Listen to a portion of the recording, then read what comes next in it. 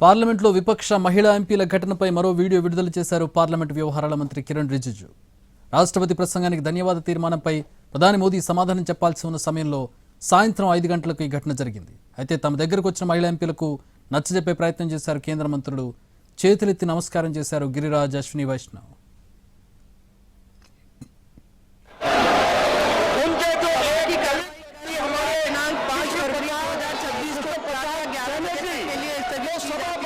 कुर्सी पे बैठे थे, उनके ऊपर कागज फाड़ करके फेंके गए।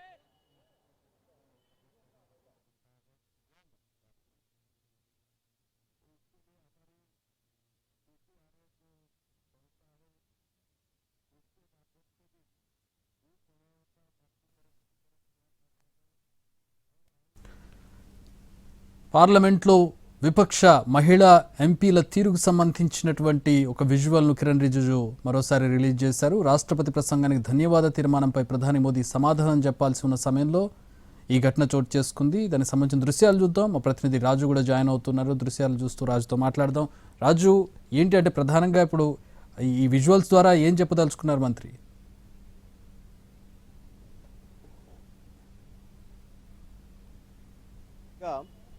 పార్లమెంటు సమావేశాలు ముఖ్యంగా లోక్సభ మొత్తం కూడా స్టాల్ అవుతూ వస్తుంది. అంటే ఆందోళనల నేపథ్యంలో పదే పదే వాయిదా పడుతుంది. ఎటువంటి చర్చలు కూడా లేవు. నిజంగా చెప్పాలంటే రాష్ట్రపతి ఎప్పుడైతే బడ్జెట్ సమావేశాల కోసం ఉమ్మడి సభ్యులను అంటే రాజ్యసభ లోక్సభ సభ్యులను కలిపి ప్రసంగం ఉంటుందో దానిపైన వేరువేరుగా 2 సభల్లోనూ ధన్యవాద తీర్మానం పైన ఏ విధంగానైతే చర్చ ఉంటుంది. సో లోక్సభలో చర్చ మొత్తం జరుగుతూ వచ్చింది. ఇక చివరి అంకానికి చేరుకున్నటువంటి సమయంలో ఈ గందరగోళం అనేది నెలకొందని చెప్పుకోవచ్చు.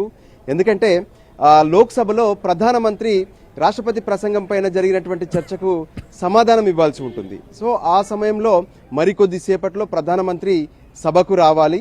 కానీ సభకు రావద్దని చెప్పి తానే స్వయంగా చెప్పినట్లు ఇప్పటికే లోక్సభ స్పీకర్ ఓం బిర్లా కూడా స్పష్టం చేశారు.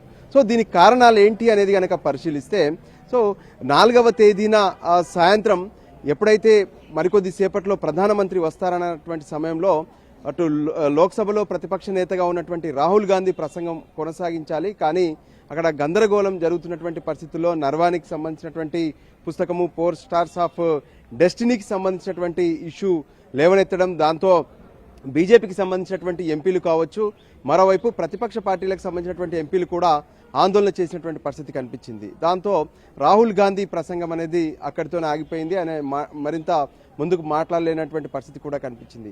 సో ఇక ప్రధానిని సైతం రాకపోవడంతో ఎందుకు రాలేదనే దాని మీద గత 4 రోజులుగా పెద్ద ఎత్తున చర్చ కొనసాగుతుంది. అంటే ఎవరైతే కాంగ్రెస్ పార్టీకి సంబంధించినటువంటి మహిళా ఎంపీలు ఉన్నారో వాళ్ళందరూ కూడా ప్రధాని వచ్చేటటువంటి ఎంట్రీ పాయింట్ వద్ద ఆందోళన చేస్తూ ఉన్నారు. బ్యానర్ పట్టుకుని వాళ్ళు ఆందోళన చేస్తున్నటువంటి క్రమంలో ఆయనపై దాడి చేసేందుకు కూడా కుట్ర పన్నారని చెప్పి బీజేపీ ఆరోపిస్తూ వస్తుంటే, కాంగ్రెస్ మాత్రం మేము అటువంటిది ఏమీ లేదు, శాంతియుతంగా మాత్రమే ఆందోళన చేశామంటూ నిన్న ప్రత్యేకంగా కాంగ్రెస్ మహిళా ఎంపీలందరూ కూడా అటు స్పీకర్కు లేఖ రాశారు. అయితే కొద్దిసేపటి క్రితమే ఇప్పుడు పార్లమెంటు వ్యవహారాల శాఖ మంత్రి కిరణ్ రిజిజు విడుదల చేసినటువంటి వీడియోను చూస్తుంటే, అంటే వాస్తవానికి ఈ వీడియో సంసద్ టీవీలో టెలికాస్ట్ కాలేదు. కొంత వైడ్ యాంగిల్లో ఉన్నటువంటి వీడియోను మాత్రమే ఇప్పటిదాకా టెలికాస్ట్ అయింది. వాళ్ళందరూ స్పీకర్ పోడియం వద్ద ఆందోళన చేసినటువంటి విజువల్స్ మాత్రమే కనిపించాయి. సో ఇప్పుడు ఆ లోపల ఉన్నటువంటి కెమెరాల ద్వారా తీసుకున్నటువంటి వీడియోను అటు కిరణ్ రిజిజు విడుదల చేశారు. ఇందులో స్పష్టంగా అంటే ఎక్కడైతే ప్రధానమంత్రి చైర్ ఉంటుందో ఆ చైర్ వెనక మరికొంతమంది కేంద్ర మంత్రులు ఉంటారు. అశ్విని వైష్ణవ్, దాంతోపాటు ప్రహ్లాద్ జోషి, గిరిరాజ్ సింగ్ వీళ్ళందరూ కూడా కనిపిస్తున్నారు. అయితే అక్కడ వెళ్ళి వాళ్ళు ఆందోళన చేస్తున్నారు కాబట్టే ప్రధానమంత్రి రాలేదు. సో ఇటువంటి పరిస్థితులు సరైనవి కావు, వీటన్నిటిని కూడా నియంత్రించాల్సినటువంటి అవసరం ఉందంటూ కిరణ్ రిజిజు స్పష్టం చేశారు. మరోవైపు బీజేపీలో ఉన్నటువంటి మహిళా ఎంపీలు కూడా ఈరోజు లోక్సభ స్పీకర్కు లేఖ రాశారు. అంటే పార్లమెంటు సమావేశాల్లో ముఖ్యంగా లోక్సభలో ఆందోళన చేస్తున్నటువంటి పరిస్థితులు గందరగోళంగా ఉన్నాయి. వీటిని అన్నింటినీ కూడా చర్యలు తీసుకోవాల్సినటువంటి అవసరం ఉంది. ఏకంగా ప్రధాని ప్రసంగాన్ని అడ్డుకోవడమే కాదు, ప్రధానమంత్రి సభలోకి రాకుండా చేసినటువంటి సందర్భాలు ఉన్నాయంటూ వాళ్ళు కూడా చెప్తున్నారు. సో వీటన్నిటినీ సాక్ష్యాలు తమ వద్ద ఉన్నాయంటూ ఏకంగా ఇప్పుడు బీజేపీకి సంబంధించి పార్లమెంటరీ వ్యవహారాల శాఖ మంత్రి కిరణ్ రిజిజు విడుదల చేశారు. అందులో కాంగ్రెస్ పార్టీకి సంబంధించినటువంటి మహిళా ఎంపీలు ఎంపీ జ్యోతిమణితో పాటు మరికొంతమంది ఎంపీలందరూ కూడా ఏదైతే వే ఉంటుందో అంటే ప్రధానమంత్రి వచ్చేటటువంటి వే ఎండింగ్ పాయింట్లోనే వాళ్ళందరూ అక్కడ నిలబడి ఆందోళన చేస్తున్నారు. దాంతో అశ్విని వైష్ణవ్తో పాటు ప్రహ్లాద్ జోషి, మరోవైపు గిరిరాజ్ సింగ్, వీళ్ళు ముగ్గురు కూడా ఆ ఎంపీలకు కాంగ్రెస్ పార్టీకి సంబంధించినటువంటి మహిళా ఎంపీలకు దండం పెడుతూ మరి ఇక్కడ నుంచి వెళ్ళిపోవాలి, మేము కూడా వెళ్ళిపోతామంటూ వాళ్ళు అక్కడి నుంచి వెళ్ళిపోయారు. సో అటువంటి పరిస్థితులు ఉన్నాయి కాబట్టే రాష్ట్రపతి ప్రసంగం పైన ప్రధానమంత్రి సమాధానం ఇవ్వలేదు.